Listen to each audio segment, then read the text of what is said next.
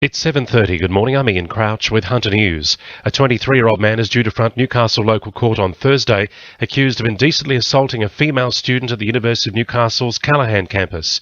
Senior Constable Sarah Burgess says the man managed to gain access to the student's dorm. Just after midnight on Sunday the 31st of May, a 19-year-old woman was sleeping in accommodation on University Drive at Callaghan when a man allegedly entered her room and indecently assaulted her.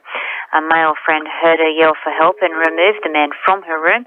Now, about 10:45pm on Sunday the 31st of May, a 23-year-old man was charged. A push to make the University of Newcastle's Ourimbah campus a separate entity has ruffled feathers. There's a proposal by Wyong Council to make Ourimbah a standalone Central Coast university. But Newcastle University has told the Herald it hasn't been consulted about it. The possibility of new jobs being weighed against health issues surrounding a new KFC and Hungry Jack's at Cessnock. Residents have raised concerns the old Cessnock Bowling Club site is not suitable for fast food outlets because it's close to a high school and sporting clubs. Councillor Cordelia Troy says there's a lot for council to consider. There has been some concern shown by some of the sporting clubs surrounding from the school itself, across the road from primary school and a daycare centre. It's a very busy part of town, so there will be traffic issues. You know, there are all of those things to weigh up. I'm undecided so far, and economists are predicting interest rates will be kept at 2% when the Board of the Reserve Bank meets this afternoon, as business and consumer confidence in the Hunter shows early signs of recovery. CommSec economist Savan Sebastian says the federal budget has supported confidence. So I think the Reserve Bank's more on the interest rate sidelines now, trying to get a gauge of how the economic landscape translates through with that pickup in confidence. Lake Macquarie Council is inviting the community to have their say on a draft plan for new facilities and services in the Charlestown area.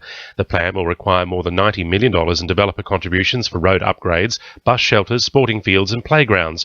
Development Contributions Coordinator Deborah Scott says the plan is in preparation for a population boom. They're necessary because we have assessed the current population with our current level of facilities, and we have deemed that they won't be able to meet the needs of more people coming into the area. The Charlestown catchment is expected to experience about an additional 12,000 people, plus there will also be growth in businesses and workers coming to the area.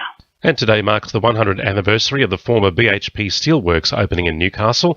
At its peak in the early 1980s, it employed 12,000 full-time workers, as well as a large number of contractors, with hundreds of millions of dollars worth of steel shipped from the Mayfield site each week. But production went into decline in the early 90s before the steelworks closed in 1999.